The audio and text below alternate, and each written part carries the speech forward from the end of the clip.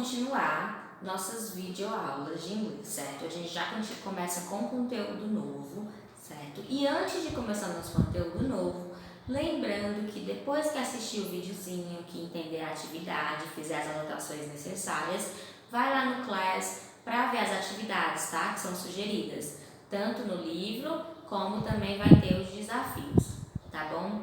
E peço, né, que quando vocês forem responder o quiz, o desafio, respondam só uma vez, tá bom? Não precisa responder 3, 4, 5. Respondam o quiz a primeira vez e enviem e tá ótimo. Então a gente vai começar a falar sobre a expressão that are e that is. O que é essas expressões that are, that is? Elas querem dizer, certo? Elas têm o sentido de haver, de existir, certo? Quando eu quero dizer que existe ou tem algo, alguma coisa, um objeto ou um conceito em algum lugar. Por exemplo, se eu quiser falar que existe um estojo na mesa, certo? Então eu vou dizer que there is, that is in case, and the table. Então existe, né, ou há um estojo em cima da mesa. Tá bom? E aí eu tenho, como eu falei, eu tenho o that are e o that is. O that is eu vou usar para quando eu quero falar do singular, quando eu quero falar que existe apenas uma coisa. Exemplo, there is an rock in the way. Então, existe uma pedra no caminho. Ou, there is a computer in my house. Então, existe um computador, há um computador na minha casa. Certo? Pronto. E aí, eu vou usar também o there are. O que é o there are? O there are é quando eu quero falar no plural, quando eu quero falar mais de uma coisa.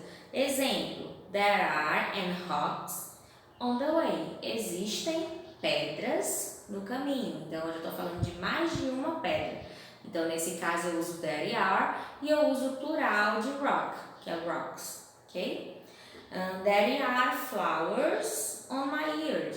Então, existem flores, né? Há flores no meu jardim. Tudo bem? E aí eu tenho as formas interrogativa e negativa de se escrever essas duas formas there are e there is, certo? Como é que eu vou fazer na forma negativa? Fórmula negativa, eu vou usar a minha partícula not depois do verbo to be, is ou are. Exemplo, there is not anything I can do for you. Então, eu não posso fazer nada, não existe nada que eu possa fazer por você, certo? Ou, there are not computer in my house. Não existem computadores na minha casa. Então, eu sempre vou usar minha partículazinha not, sempre depois do verbo to be, ok? Na interrogativa, o que vai mudar? Eu vou usar o verbo to be, is or, no começo da minha oração, certo? Exemplo, is there anything I can do for you? Ou seja, existe algo que eu possa fazer por você? Outro exemplo, are there flowers on my yard? Existem flores no meu jardim? Certo? É super simplesinho, super fácil de pegar, tá bom? E aí eu vou passar mais uns exemplozinhos na lousa pra gente pegar direitinho, pra ficar tudo tranquilo, tá bom? Vamos lá. Então agora a gente vai explicar na prática, certo? Como é que usa esse there are, there is. Então aqui eu coloquei a mesma frase, só que usando there are, there is e na forma interrogativa e negativa, pra gente tentar entender. Vamos lá.